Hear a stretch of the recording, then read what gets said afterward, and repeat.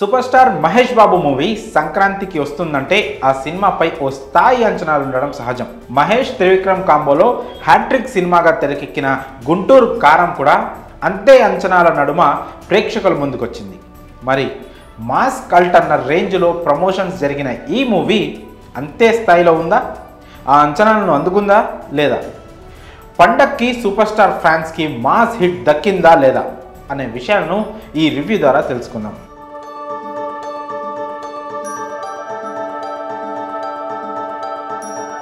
కథ విషయానికి వస్తే వైరా వెంకట సూర్యనారాయణ జనదళం పార్టీ అధినేత.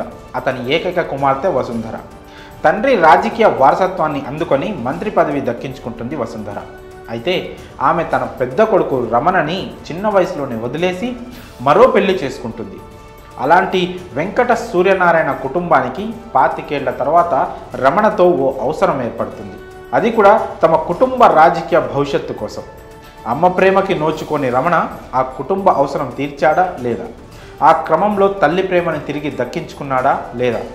ఈ క్రమంలో రమణకి పరిచయమైన అమ్ము ప్రేమని ఎలా సాధించాడు అన్నదే గుంటూరు కారం కథ.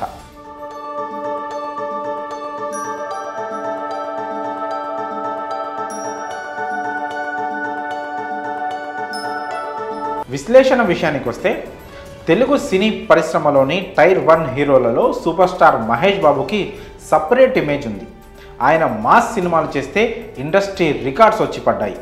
ఇలాంటి హీరోని ఈ మధ్యకాలంలో మాస్గా చూపించడం దర్శకులు మర్చిపోయారు.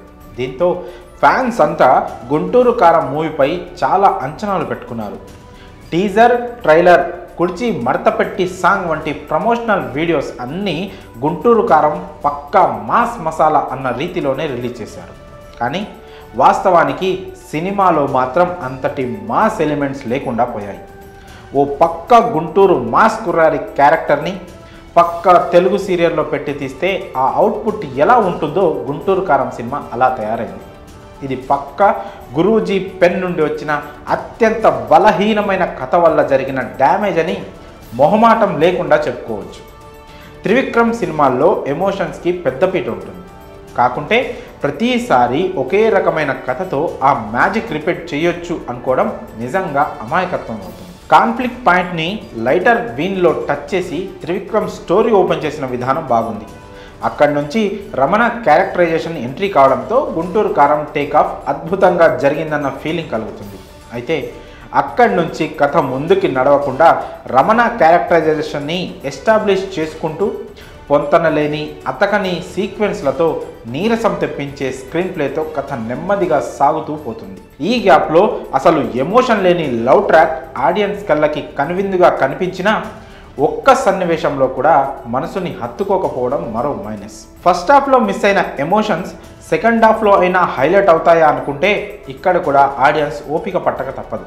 ముఖ్యంగా ఒక్కో సీక్వెన్స్ 10 నుండి 20 నిమిషాల పాటు సాగుతూ ప్రతి చోట సీరియల్ చూస్తున్నామా అన్న ఫీలింగ్ కలిగేలా చేస్తుంది. ఈ క్రమంలో అక్కడక్కడ రమణ క్యారెక్టరైజేషన్ వల్ల కామెడీ వర్కౌట్ అయినా కథనం లేని ఈ సినిమాని మరో స్థాయికి తీసుకెళ్ళలేకపోయింది. ఎప్పుడైతే రమ్యకృష్ణ పాత్రకి వెయిట్ పెరుగుద్దో అక్కడి నుంచి గుంటూరు కారం సరైన ట్రాక్లోకి వచ్చినట్టు కనిపిస్తుంది.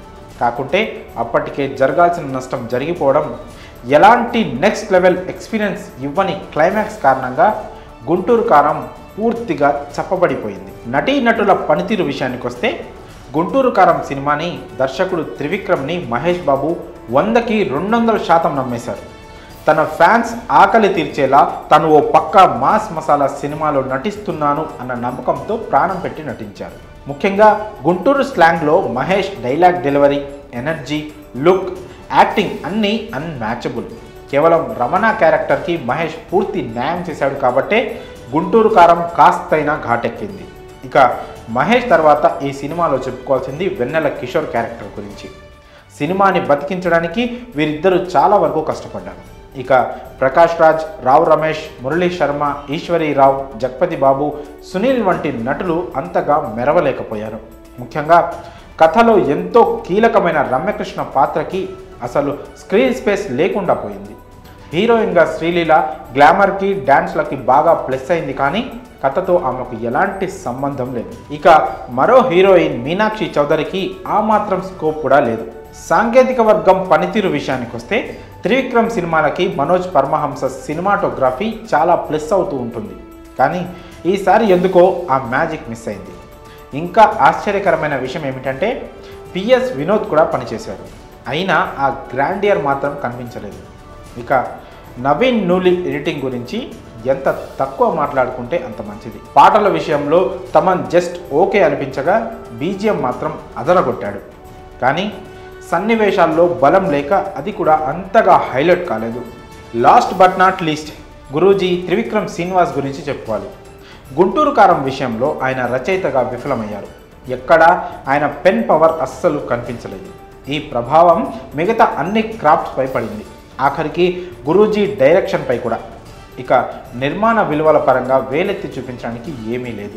ఈ సినిమాకు ప్లస్ల విషయానికి వస్తే రమణ క్యారెక్టరైజేషన్, మహేష్ బాబు నటన, ఎనర్జీ, లుక్, శ్రీలీల అందం, డ్యాన్స్, వెన్నెల కిషోర్ సినిమాకి ప్రధాన బలం అని చెప్పొచ్చు. కథ, కథనం, ఎమోషన్స్ పండకపోవడం, త్రివిక్రమ్ మార్క్ మిస్ అవ్వడం, ఎడిటింగ్ సినిమాకి మైనస్ అని చెప్పాలి. చివరిగా ఒక్క మాటలో చెప్పాలంటే గుంటూరు కారం ఘాటు తగ్గింది. ఈ సినిమాకి మేమిచ్చే రేటింగ్ 2/5. మరి గుంటూరు కారం సినిమా మీరు చూస్తే మీకు ఎలా అనిపించిందో మీ అభిప్రాయాలను కామెంట్స్ రూపంలో తెలియజేయండి.